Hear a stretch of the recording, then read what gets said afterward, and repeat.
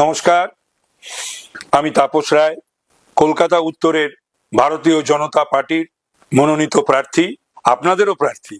আমি একটা সংকল্প নিয়েছি, এই সংকল্প পত্র রয়েছে আমার সামনে।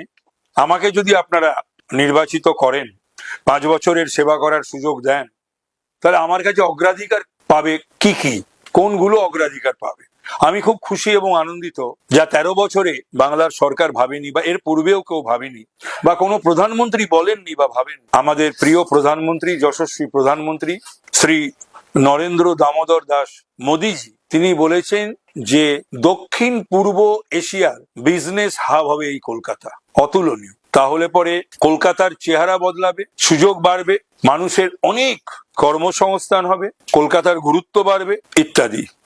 তো সুতরাং এটার জন্য আমি নিশ্চিতভাবে প্রধানমন্ত্রীকে আমি কৃতজ্ঞতা জানাচ্ছি এবং অভিনন্দিত করছি।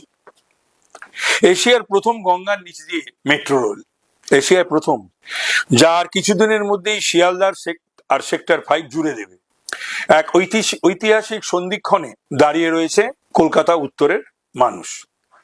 নমামি গঙ্গে প্রকল্পের মাধ্যমে সংস্কার ও গঙ্গার তীরবর্তী সৌন্দর্যায়ন, যেটা থমকে রয়েছে। এর পূর্বে কেউ এটার জন্য উদ্যোগ নেওয়া, একটা তো ধাক্কা লাগাতে হয়, কেউ নেয়নি। আমি সেই উদ্যোগ নেব, ধাক্কা লাগাবো।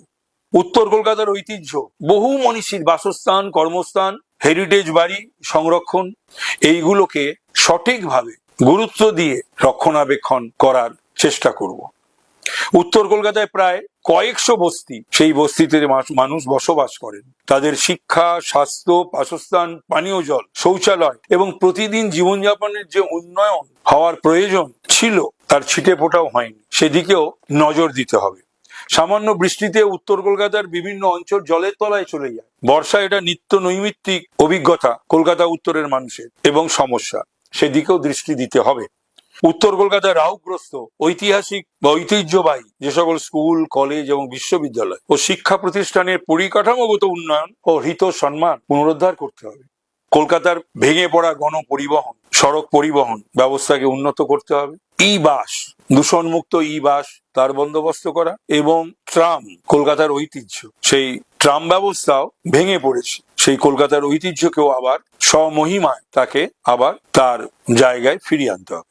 উত্তর কলকাতার স্বর্ণ শিল্প, মৃৎশিল্প, চর্মশিল্প, হোসিয়ারি শিল্প, প্রকাশনা শিল্প, এই শিল্পগুলি ঐতিহ্য বহন করে। এই শিল্পগুলোকে পুনরুজ্জীবন এবং ক্ষুদ্র মাঝারি শিল্প দপ্তরের সাহায্য না, এমএসএমই, পিএম বিশ্বকর্মা যোজনা, মুদ্রা লোন, এগুলো নিয়ে এই সমস্ত শিল্পগুলোকে আরো যাতে গুরুত্ব পায় এবং আরো বড় জায়গায় যেতে পারে, তার উদ্যোগ নিতে হবে।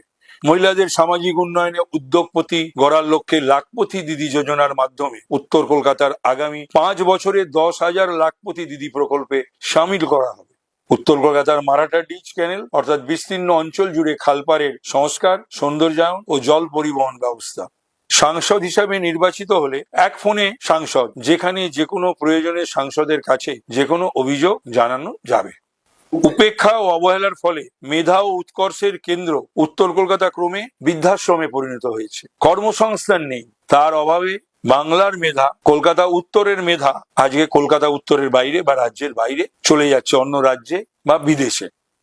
উত্তর কলকাতায় বেশ কয়েকটা উন্নত সরকারি হাসপাতাল আছে, মেডিকেল কলেজ রয়েছে, সেগুলিরও মান উন্নয়ন করতে হবে এবং সেগুলিরও আধুনিকীকরণের প্রয়োজন রয়েছে। এই সকল দিকগুলো উপেক্ষিত। এই সকল দিক এর পূর্বে যিনি সাংসদ ছিলেন, তিনি এগুলো দেখার তার সময় হয়ে ওঠেননি বা পারেননি, বা তার সেই উদ্যোগ ছিল না, হয়তো কোনো কারণ থাকতে পারে, তার জন্য উপেক্ষিত, অবহেলিত কলকাতা উত্তর।